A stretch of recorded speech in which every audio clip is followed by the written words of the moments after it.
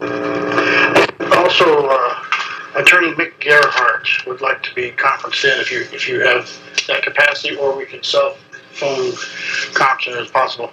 If you have any legal questions, we'd like to defer them to. Hi, Stephen Westfield, President, Illinois File Search Syndicate. Let me make this real short because I'm not being able to help you, and I think with a couple of suggestions. I'm just going to make this real quick because here's what I think on this. And we're talking about House Bill 6425. Now let's go to you have three of them. It's the 3458. And one's a Cabello bill. All three are. Okay. But now they're co-sponsored by more than one on both sides. On the Cabello bill, we're going to be opposed to that, but I've got a suggestion for you. We had a proposal to do something very similar to it. I did not file it, and I'm going to give you that, okay? That's sort of an explanation of it. You have a expungement bill, and what we tried to do was a sealing bill. So if an emergency order of protection, which is issued without notice, sometimes the guy doesn't even know that that's been done. Right. And the whole idea behind the domestic violence statute is to make it as easy as possible to issue these things to protect people from being beat. Everybody gets that. My people have complained that later after they're issued, then nothing happens, and then when they have these background checks, or Google, all of a sudden, is this person a spouse beater, and it trips them up. So our bill was designed to let the judge make a case-by-case decision whether to seal it up, okay? And my judges liked it, my lawyers liked it. I reached out to the Coalition Against Domestic Violence, and they did not like the bill. And what I told them was, you really ought to think about this, because this is not an issue that's going to go away.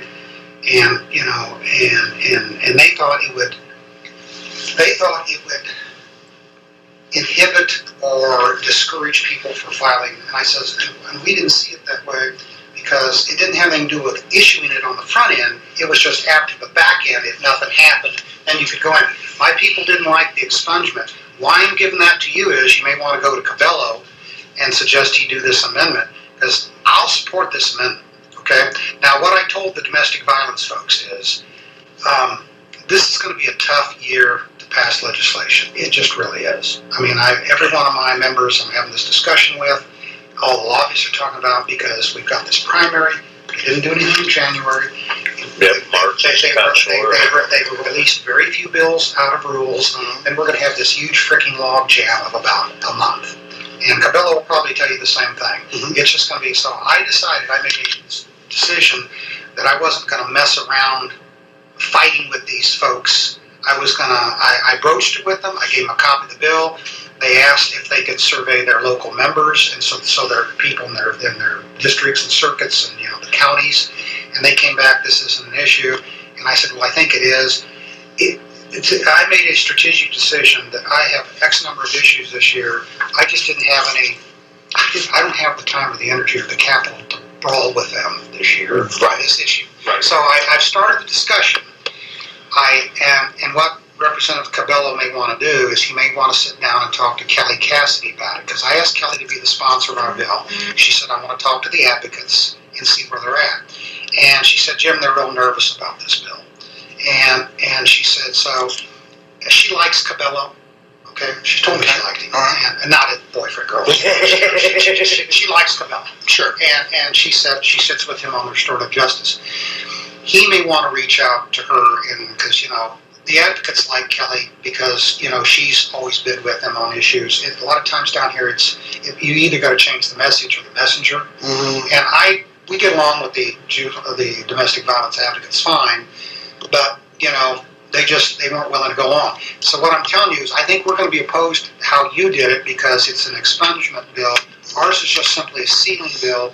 If you want to go to Cabello and ask him to amend his bill to do that, I'll file a slip. May I interject though? If somebody is found innocent, why shouldn't it be expunged? These things are destroying people's lives. They're destroying their professional careers. I have doctors, I have lawyers, I have police officers, I have military men who lives have been destroyed by false allegations of domestic violence. And there's a particularly wealthy individual in the north who, What's the bill number of your bill number on this? House Bill 4459 on the expungement.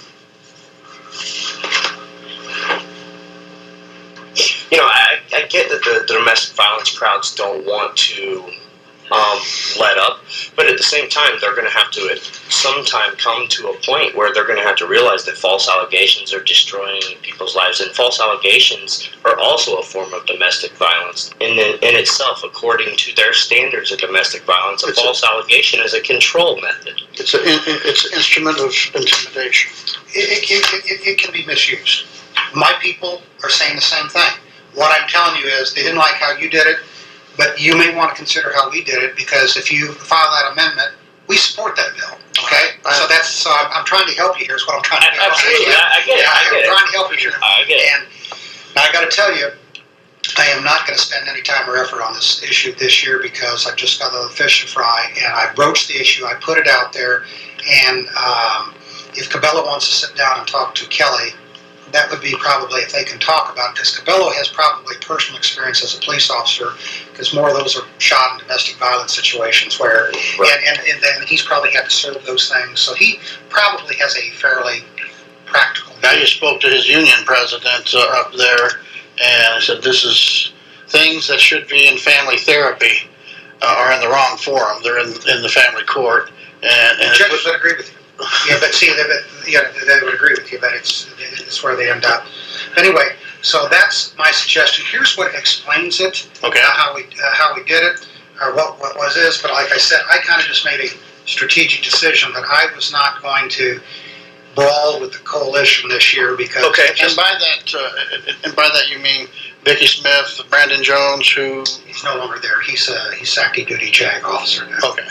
It's Vicki Smith. And she has a new director of policy, Nicole somebody. Noel. No, that's it. Sorry, that's it. Noel Dupree. Yeah. And that's the individual you've interacted with? Yes. All right. 2 or 3 thoughts on this. This bill, this language basically says it's a judge's discretion whether or not to seal. Yeah, and you give notice to the victim so that they can come in, or the alleged victim, or alleged victim, whoever filed things says, no, this isn't it. But then it gives the court discretion, because they say there's something about this, I don't want this to happen. Okay, so there is. Don't make any decisions on that yet. Okay, we're done talking about this one, because my people are opposed to your bill, and I'm trying to actually help you here, and I'm not trying to set you up to take all the shit for my bill. I'm just saying, I made a decision this year. I respect it. And I respect it. Next year, I may come back, because, down here, there's a certain educational aspect to legislation. Legislators may not know that there's an issue until there's a bill. Okay. And by the way, Kelly Cassidy, she's got a lot of gun bills this year, right? I'm just trying to Yeah, she's probably as much as anti-gunner as John Cabello is a pro-gunner. Okay, let's put domestic violence aside then. Okay.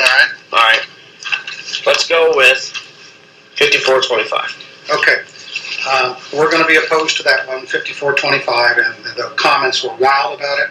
My suggestion to you is, and the Family Law Study Committee is coming out with a bill, and they're trying to put it in the aspirational part of the Illinois Marriage and Dissolution of Marriage Act, where it says it says the rules and purpose of the act, and then they list what the family law courts are supposed to do, bring families together, blah, blah, blah, blah, blah, blah. Right. What they want to do is they want to put it in the aspirational, that they started out with a presumption of 35% in the actual custody statute, and that's running into a lot of flack. So what they've done is they've moved it to the aspirational part as a purpose of the act, that it's that children that get a minimum of 35%, not the term visitation, but parenting time, because visitation is kind of an outdated term that really doesn't reflect what non-custodial parents do. They visit their children. We pushed for that evolution. Go ahead. We did too. Yeah. So you may want to try to crib from their language and amend on your bill. Now that's going to be, frankly, in the aspirational part, is very controversial, and that's going to be a big brawl. We were told that the controversy was coming from the Bar Association. Well, it is. We do not believe that what we are concerned about is even moving it to an aspirational part, is that it creates the judges will default to that as a floor and just do it in every case. Okay, but if Madigan put this family law study committee together, the custody pot of this committee voted unanimously to have 35% minimum in. When it came to the full committee, the committee voted 11-6 to have this language put in, 35% minimum. Now I get news saying that the ISBA puts the squeeze on them and says, no, that if the 35% is not taken out, we're not going to support your bill, and your bill's not going to pass. We have a lot of opposition in the association over that because that we believe that under the current law, isn't it presumed, wasn't there a phrase in there, it's presumed that joint custody is the best for the kids? No, it's not. What's the joint custody language?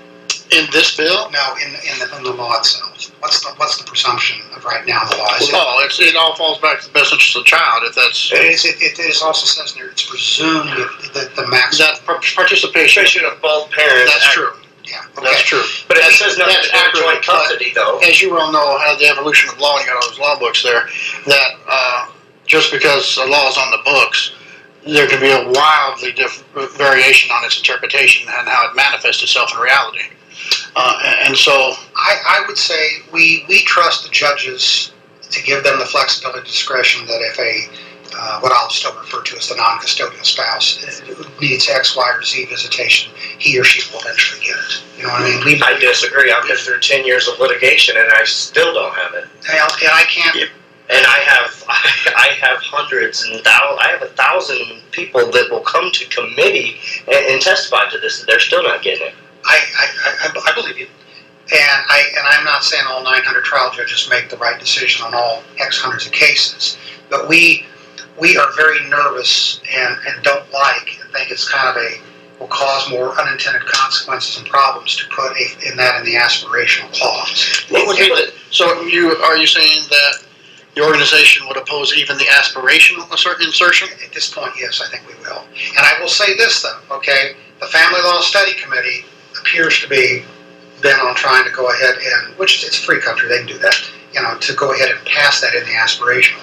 We may get beat on that thing, and if we do, fine, we've made our case, and that's fine. So what I'm trying to tell you is here, they seem to be pretty wedded to fighting for that, and why push this one when, they're going to do your lifting on that one? Because they're not. They're not. See, I would rather 35% minimum. It's only going to be in the aspiration. The aspiration they may be wedded, but actually, to that aspirational clause. But I'd rather actually have them married to the year after year inclusion that was a part. It was 35% minimum, almost from the beginning of the committee, was a part of the core essence of that bill.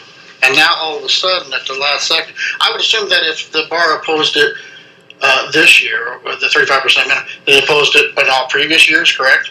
I would say so. Okay. Then how did it? I'm trying to, and I'm trying to be diplomatic as possible here. How was it apart for year after year, and then all of a sudden at the last second pulled out? That would that Family Law Study Committee we don't control. I've got members on it, but we don't control that. I mean, they do their own thing, which is fine. That's what they were set up to do. We never testified in support of that aspect. Is it true that you guys pressured them and told them that if that was in there, you guys wouldn't support the bill? They have been told that appears to be a major bone of contention with us. Did you guys tell them that you wouldn't support the bill if it was in there? Well, I guess in so many words, yeah. Okay. In so many words. What could be the downside? That decision has not been made because we're still waiting a final draft. I mean, we may be fine with everything else in there. I don't know. Are you saying it's in shell bill form now? No, they're amending it as we speak because they're continuing to change. The Burke bills? Yes, they're continuing to amend it. I don't have a current draft. So what I'm telling you is I don't know what it's going to look like. My guess is if it's in the aspirational part of it, we'll oppose the bill. But you know something?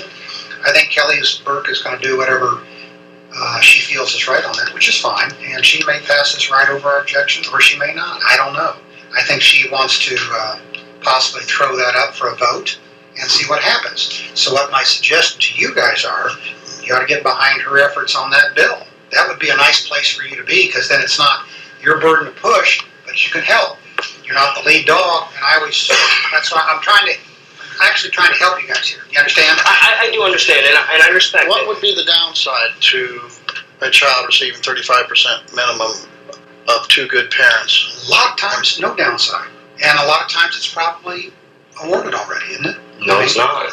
No. Now, It's 4 days a month. Every other weekend is our standard right now. well, I'm not sure that's, my folks are going to agree on that, because, you know, they, The standard from Chicago to Cairo, please correct me if I'm wrong, for even the best of non-custodial parents, I mean highly participatory from carrying them out of labor and delivery on, is 4 hours a week and every other weekend, correct? I'm not going to say that that is the standard, because I think each judge and each court, you know, has the flexibility to do it according to each case.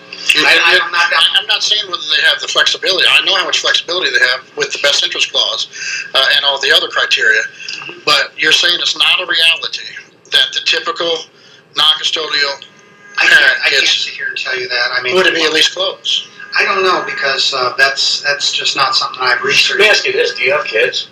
I do. If during a divorce and separation, wouldn't you want to be guaranteed at least 35% time with your children every week?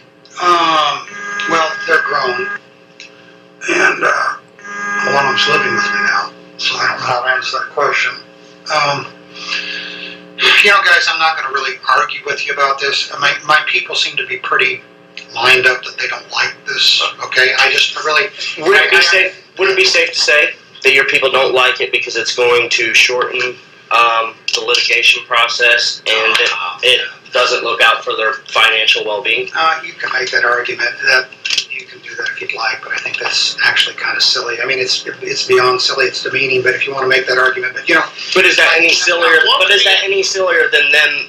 Everyone saying that we only want more time with our kids to pay less child support. Is that any sillier? I've Is never that said argument? that. Nobody in my association's ever said that. What would be a minimum per week that the bar would support? Well, probably zero. Zero. Because that's the issue there. Because unlike child support, For two good parents, the bar would support 0 and 100% discretion on a judge. the bar would support the current presumption that maximum involvement of the kids is doing, you know, is the best for the kids, or whatever that clause in there. Even if it chronically and habitually is not part of reality. Well, that's a judgment. That's a subjective opinion on your part. Okay. I guess, but we have proof to back it up. If you guys want to tell me that you have individual cases that are horrific, I believe you. I have more than just I believe We're not going to waste your time with the horror stories, but they're there. Yeah, and I get that. And, you know, I get that, and I've had lawyers tell me where they had a case where they were just really upset about the result of it, you know, and something like this. I get that. And I get that, you know. I get that. So I'm not, you know, mad at you guys or think you're crazy. I'm not mad at you either. I understand, but I've got to do what my people say, and the family law lawyers and judges pretty well dislike that. My suggestion to you is, instead of putting Cabello on point and fighting with this bill, I'd get behind the Family Law Study Committee and help. The Family Law Study Committee's recommendation was 35% minimum until we were told by the members of the Family Law Study Committee and Kelly Burke herself that the State Bar Association came in and removed that language. I don't have the power to remove it. We told them we really didn't like that as a presumption. Well, Andre Katz is part of the Illinois Bar Association, is he? He is one of my 30,000 members. It's like 33,000 members, right? But, you know, he is the chair of that, and he certainly doesn't ask my opinion on how he does these things. My suggestion to you is you get behind Kelly's bill, because if you get that in the aspirational part, that's a pretty big victory. Yeah, I'm not sure the aspirational means nothing, though. How is that a victory by any means? I think it's actually quite significant. If you put in the act... Please explain. Well, it says the purpose of this law is to give 35%, you know, a minimum, a floor. You know, that's a significant victory. I mean, you guys do what you want to do, but it looks like to me tactically this is a better move for you. I mean, if you want to file your bill, or you've already filed your bill, or you haven't heard, go do that. That's fine. But I think, you know, frankly, for you guys, and I don't get any points for helping you guys out just as a gratuity leader, but really, there's where you ought to put instead of running up a hill, get behind where there's other people running up that hill behind them, because this is all a coalition game down here. Numbers. You want to be, if the Family Law Study Committee is moving ahead with it in the presumption, I think a good place for you guys to be would be right there with them. I mean, you do what you want. Illinois is one of those states that does not require bar membership, correct? Correct. We are with a voluntary bar. So there's another 40,000 lawyers out there that are not members of mine.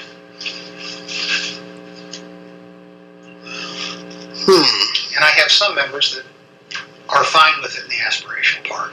Okay, but the people that I'm listening to that are been nominated to serve on the Family Law Section Council, you know, they're opposed to that. So. The 11 to 6 was the vote in the Family Law Study Committee. So there's only 6 people that sat on that committee that were opposed to that. Yeah. 6. And the point is, seriously. The point is that's 6. The majority vote took that. That is what they wanted to do, and that's what they were charged to do with. And that doesn't mean it necessarily becomes law. You know, that's what everybody does down here. It's a free country. Well, right, and it's a free country, so I agree. You know, really, you guys are not being hostile, but I think you're disappointed. But I really think I'm very disappointed. You're really in a pretty good position here on some things. I mean, you've got the Family Law Study Committee that appears to be wedded to put it in the aspirational language. You guys ought to be right there with them. You've got us with an amendment on the domestic violence bill. Cabello ought to reach out to Kelly. I don't know if that'll be done overnight, but you know, she's in a position to talk to the advocates. Cabello is in a position to talk to advocates because he's probably been involved in situations where he's had to, you know, be involved in, you know, helping people. I understand, but if somebody's innocent, they're innocent. They should be expunged. They should be taken off the record regardless. We think there needs a solution to that, and we think a sealing, you know, a process where you seal it up is not a bad solution. Just to and be, I will tell you, I was very disappointed with the coalition when they kind of turned us down flat. Just to clarify, as you're the legal expert in this group, Certainly. what's the difference between sealing and expungement that you intend? I think the sealing is there is some opportunity with a court order to open that up if there's some reason to do it after notice and hearing, because there may be some where you expunge it and the police or somebody may not know that it's actually happened again or something like that. We just feel more comfortable with it being sealed, where there is some access through legal means. You know, not just somebody walking in off the street and say, I want to get in. How many? But somebody off the streets can walk in and say that I'm in fear for my life, and an order of protection is granted, just like that. Yeah, absolutely. They're using them in divorces to gain leverage. I think that happens. It absolutely. I've got a solution here for you guys. I mean, if you file this amendment, we support that bill. Okay, now I don't know, it's going to be a tough slug out of House Judiciary, but I will tell you, you've got some irons in the fire that you can probably talk to. I mean, I think, you know, you've got us helping. I mean, this is you guys got to know when you win. Okay. I know when we win, man. I know when we win. But but let's go back to this for just a second. In the aspirational, that's not a victory. You can call it a victory. You can call it a victory, but it's not. I think it is. I think it is. I got to tell you. For my constituents back out here, I have to go tell them that, okay, well, there's an assumption that 35% would be that would be the purpose of this law, but this law doesn't do that. So basically, your 35%, the reason of this law is completely what? I mean, it's garbage. It holds no weight. It tells the judges that they interpret the act. You know, that they. And so there's this. This tells them that they have a minimum of 35% time that they have to get out. Have to do it. Yeah. And that's the problem. Who's a judge to decide what's right for my children? That's what he or she was elected to do, and it's not always the best system, but it's the only system we got. I mean, there's no other system I can say. Okay, so when I have a judge that's biased towards me, I can't replace that. Just a couple questions here. The sealing. Why? If one person A is innocent versus person B innocent, why leave it up to a judge's discretion on whether to seal it or not? How is that equal justice under law? It is equal justice under law because after a hearing, if nobody shows, and I assume the person that filed it generally isn't going to show up to object to it, then it can be sealed. I mean, you're just asking the court to do it. I mean, could be. But the thing when you talk about equal justice in law, you have no way of knowing, and I have no way of predicting, nor do you, how these cases are alike, okay? Yeah, they're completely alike in one aspect. The defendant, I know I'm using a criminal term, was found innocent. Respondent, I think, is the term they use. Respondent, yeah. Petitioner and respondent. Well, actually, he or she may not have been, the way our bill was worded, if it was just issued and then never extended into a plenary order or dismissed or something. So, But what about your bill with false allegations? What if it was proven that they were lying to get this order of protection? All right, let me see what the guy's got to say about that. Perjury is already a crime, isn't it? It's not enforced. Well, then I can't do anything about that. Okay. I mean, if there's a law in the books that someone could be. And actually, it doesn't say that they can be. It says that it may be transferred to the Secretary of State for prosecution of perjury. It says it may. My criminal defense lawyers don't particularly care for that because they said every divorce case with an OP, which there's plenty of them, will become a criminal investigation. How do you prove the court relied on false statement in issuing the order? Call the judge as witness. Some judge, that's not going to work, I'll tell you. Some sanction for filing these things at random is good, but class 3 is too high. Also, on our accountability statute in criminal law, is an attorney who represents a lying OP seeker also charged under this act? And they already said perjury is already a crime, so you're not getting any traction with me there. But I'm really, you guys really ought to be kind of happy that we're actually think there's some issue in the domestic violence, and you've got an amendment there that I'll follow slip in support of. I recently met with a local domestic violence leader, actually a domestic violence shelter, I guess I should say, and they have full-time staff. Every day, all they do is file order protections, and they do that solely for women. A man's not even allowed at their government-funded shelter. In fact, boys older than a certain age are not allowed there because the women are uncomfortable with it. Now, we have absolute sympathy for victims, and their justice needs to be swift, but even swifter should be the Constitution for those who are innocent.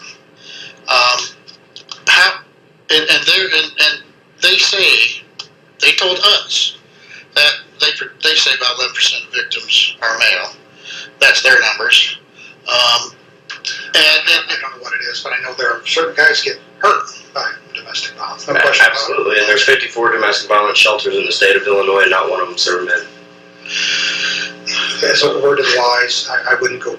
I would keep this gender neutral when you guys push this bill. We should. Okay. Well, I'm ready to file Title IX on their funding. Why are they not helping men? They're not keeping it gender neutral. Be that as it may, I'm just saying across the street when you start talking to legislators, or I would keep it very gender neutral on this, just to make sure it's not construed as an anti-woman thing. I'm trying to help you. No, I agree, and I respect your opinion. I'm sorry I come off a little. Was Title IX anti-man? No. So we're not anti-woman. And I'm not saying you are. I'm just suggesting to you, got to be very careful how you pitch this stuff, because frankly, we didn't get to first base with domestic violence advocates. That's very disappointing, because I thought we had presented a reasonable solution to a problem that all of my people say is a problem. And I would have filed that bill and pushed it in committee, and I decided this is not the year for this, because it's just going to be a tough year. What I'm telling you is, if that is amended on your bill, because I didn't even file mine, but that was the bill I was going to file, I file a slip in support of that. So this language was never filed? No. Okay. And I made a strategic decision this wasn't the year for it, because it's going to be a hard year for guys like me to pass legislation. Hard times, huh? The domestic violence representative there at the shelter, with full-time OP staff, said that the emergency order protections are almost always 100% granted in the emergency sense. It's probably a fair statement. Fair statement. And then about 50% of the time in the plenary. And if it is granted in the plenary, it's almost always the 2-year maximum, sometimes the 1 year. Would you say that's a fair or typical statement?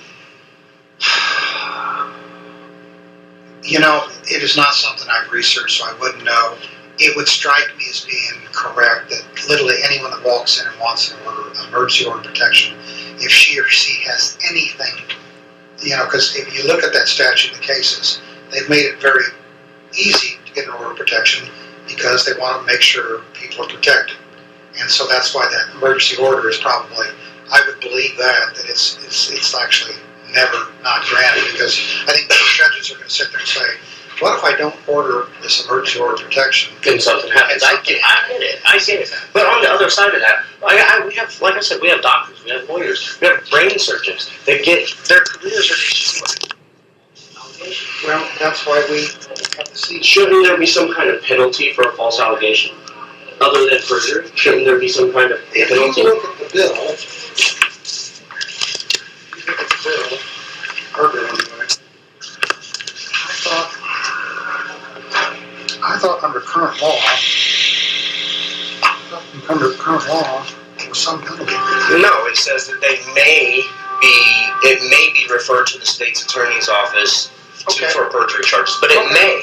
Okay, well. Strike may out, and I'll be happy. Strike may out and send it to the state's attorney's office. The thing is, if the person that was the victim of a false allegation can walk right into the state's attorney's office and ask to be prosecuted, I don't think your problem, what you perceive as a problem, going from may to shall isn't going to help you, because all that means, instead of it,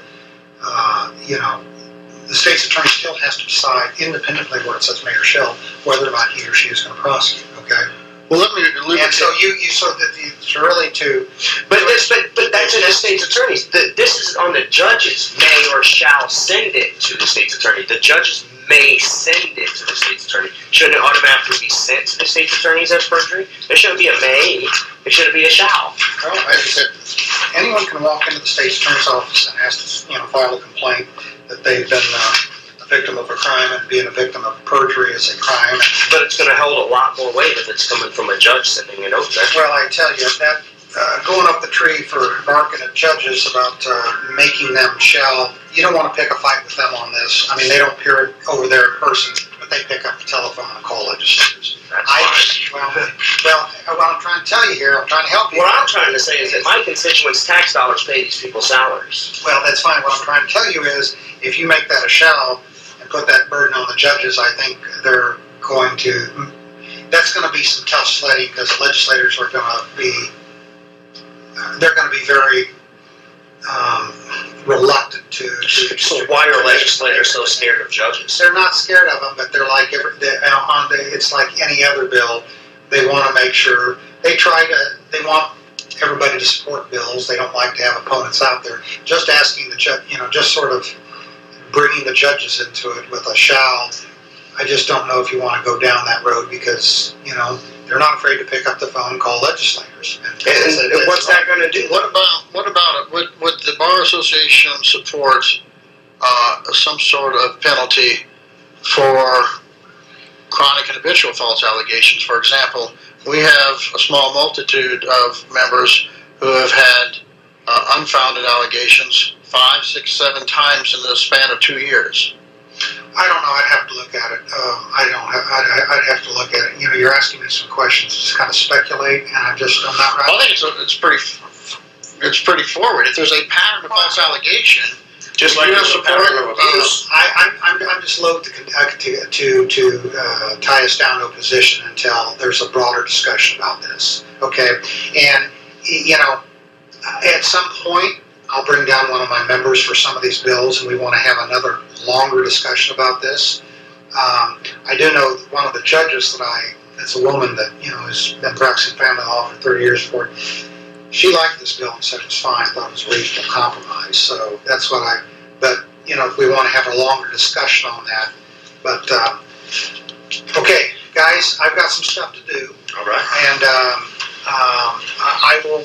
And Richard, if you want to continue this discussion later, and I'll bring some of my members down. I didn't do that on this one because, frankly, it was just kind of a starting point. Yeah. But you guys, gotta understand, we're really not hostile to your interest. I'm sorry that I come off hostile. You ever seen the video of Mike Bost over there where he throws the bill and my constituents sent me here to look for them? That's me, and I apologize. You're fine. You're fine. You're fine. I just want to say, nobody, because that ceiling bill, that's the same thing that you want to address the same problem we want to address. Okay, we come at it in different ways, but I think if you take a look at it, it's okay. I was just unwilling to waste some capital this year on it. It's one of my two-tier issues that I'm going to get to at a certain time. And there's got to be certain education. And you start that, and when I reached out to Kelly so that she understood that we thought this was a problem, I talked to Elaine Neckrits, the chair of the committee, about it. And, you start down that road, but it's not one I could just fast forward this year. And I don't know how Cabela feels about it either. I mean, he may, because I've never really dealt with him, but I told Kelly that, Cabela had a couple of bills, and one of them was very similar, and she said, I'll talk to him. So if you guys are talking to him today, might be productive he's a Democrat, she's a Republican too. Yeah. She worked in the state's attorney's office, and so she knows a lot of these advocates. She's coming out of the gates pretty strong. You mean on the gun stuff or any other? Just about all issues. Certain issues, I guess I should say. Okay, she likes John Cabela, and she told me. She said he's very calm. She said, no, we don't agree on much, but she said, I like him. So that's 70% of the battle right there. And she's okay. She's okay. I mean, she's got her own view of the world, but that's why they elected her.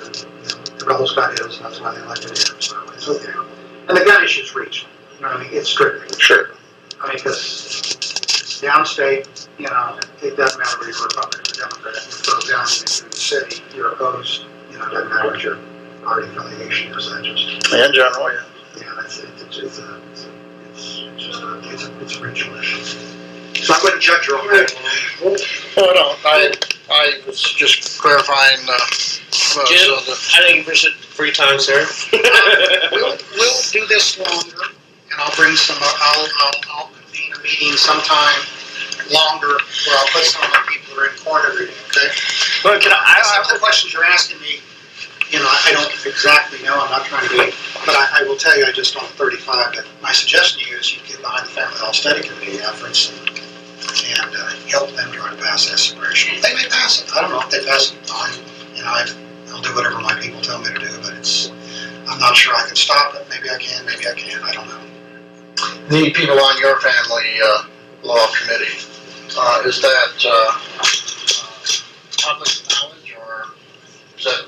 Yeah. You have access to those members? It's on our website who their names are. Yeah. Just curious. I'd like to know who's going into shaping the state. Appreciate it. Can I FOIA those meeting minutes by any chance? I think they put a lot of them online, but in response to your question, no, you can't FOIA it because we're not a public, we're a private organization. Well, you just said it was public. It's not, so I didn't. Well, it's public knowledge. It was a try. It's public knowledge. It's up there. All right. I think they do have a lot of minutes there,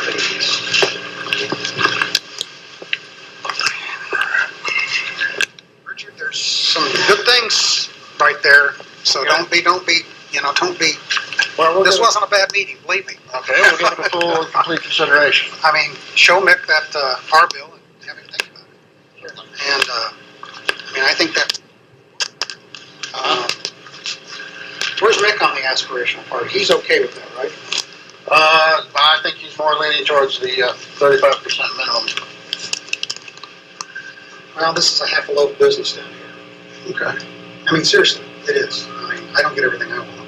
Well, I understand that, but I still think if you guys, that passes and that's in the aspirational. Well, let's take it out of the aspirational and put it at the minimum. That's a significant victory for you guys. I think that's a tremendous. No, what would be a significant minimum victory for us would be a 10% minimum in the language, not in the aspirational. We'll settle for 10%.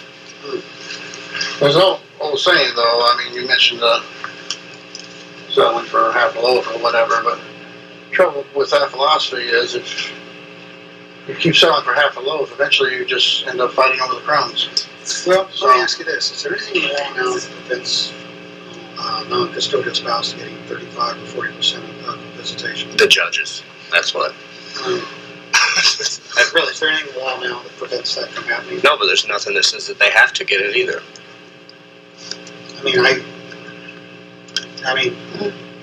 There's a lot of parents that get a lot of visitation. I mean, it's just, you know. And there are a lot of kids without their parent today for no reason. All right, well, You have a great day. all right. Thanks, Jim. We'll talk again, and I'll bring somebody down, or a local family law lawyer, show up, and we can round table this some more. But I thought, really, actually, we've spent about 45 minutes. I actually thought it was a decent first discussion. I thought it was alright. I appreciate it. You may not think so, but I did. We greatly appreciate your time. Okay, Can we bring some victims in here of these false allegations and let you guys hear their side of the story? we had a bill to address that, so you don't have to convince me that it's an issue that needs to be addressed, okay? We have a bill to do it. It's just I decided. I have people that have been served their country, their military for 35 years. They come home to orders of protection. They never even knew they existed, and now their careers are destroyed. Which is why we prepared that bill. You don't have to convince me we have a problem out there. It's just I had decided this wasn't going to be a good time for me to do it. I had to do more educational, or I had to do other things, because I just didn't think it was a good time to throw that bill out. If the coalition would have agreed to it, I'd run the bill. And I really was disappointed. I thought they really might consider it, because we don't do anything about crimping issuing emergency order protection. This is all in the back end. I was very disappointed, very disappointed. Actually, the gal I had drafted was a former legal aid lawyer that had, in fact, used to do this all the time. She did a lot of orders of protection for real violence. And she was on the conference call and walking through it. So I was very disappointed that they didn't do that. Very disappointed. But I've got this family law bill. There's just too much else out there for me to be brawling over that at this point. I'll get back to it. I ain't gonna let it go. But if you guys want to take that language and put it on Cabela's bill, I'll be happy to file a slip in support of it. Appreciate it. Thank you. Okay? Thanks, sir. Thank you.